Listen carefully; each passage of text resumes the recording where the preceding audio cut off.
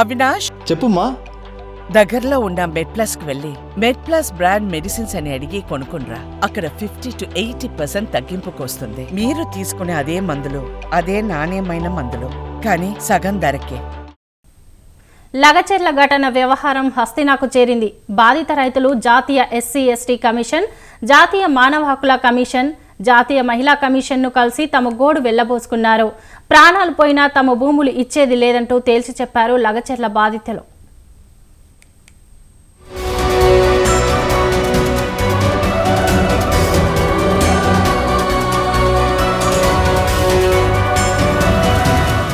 రాష్ట్ర వ్యాప్తంగా సంచలనం సృష్టించిన లగచెర్ల ఘటన జాతీయ స్థాయిలో చర్చనీయాంశంగా మారింది.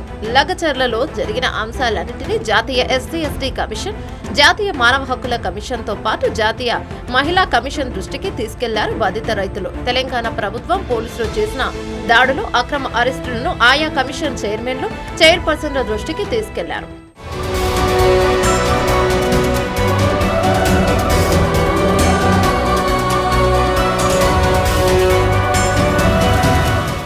ఫార్మా కంపెనీకి తమ భూములు ఇచ్చేది లేదంటూ గత 9 నెలలుగా ధర్నాలు చేస్తున్నట్లు, నిరసనలు తెలుపుతున్నట్లు వెల్లడించారు బాధిత రైతులు. తాము ఆందోళనలు చేస్తున్నప్పుడు సీఎం రేవంత్ రెడ్డి సోదరుడు తిరుపతి రెడ్డితో పాటు కలెక్టర్ సహా ఏ అధికారి రాలేదన్నారు. కానీ ఘటన జరిగిన రోజు మాత్రం కలెక్టర్ సాధారణ దుస్తుల్లో పోలీస్ సెక్యూరిటీ లేకుండా వచ్చారని తెలిపారు. కలెక్టర్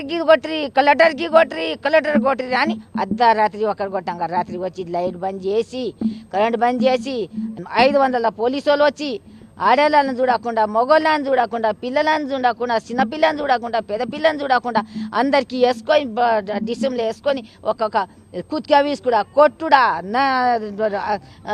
కళ్ళతోటి మూడుతోటి దొక్కుడా, మూతికి బట్ట ఇట్లా బట్ట వేసి నువ్వు కూడా దర్వాజాకు నువ్వు కూడా ఇట్లా చేసి మా మొగోళ్ళని, నా మల్మన్ని, నా మన్మన్ని, నా మొగోన్ని, నా కొడుకుని అందరికి జైలుకి వేసి ఉండోళ్ళు కొద్ది అందరూ రాజ్యం బట్టి ఉండ్రు. గుట్టల పోటీ, చెట్ల పోటీ ఉండరు. ఆడోళ్ళ కానీ మా తండా పూర ఖాళీ ఉండేది, ఒక్క మనిషి లేదు.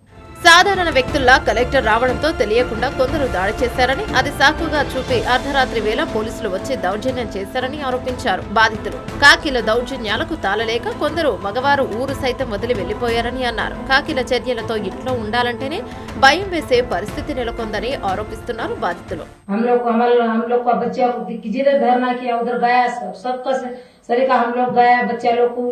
लेके गया, सबका कलेक्टर ऊपर मारा, ये किया वो किया, किसी को मारा नहीं, किसी को कुछ किया नहीं, ऐसे ही धक्का धुक्का कर दिया, इधर उधर कर दिया, आ गया।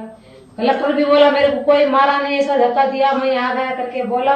फिर भी रात को 12 बजे लाइट ऑफ करके दारू बीरू पी के उन लोग आके हम लोग को, हमारा बच्चा लोग बड़ा जवान लड़की लोग सब लोग घर में सोएला था, वो लोग सू भी नहीं निकाला, कुछ नहीं, ऐसा ही जाके बच्ची लोग का ऊपर से जाके मेरा लड़का एक था विनोद, उसको लेके गया, उसका पप्पा नहीं है, उसको लेके गया जेल में, मार के से हाथ पैर सब सूजन आ गया।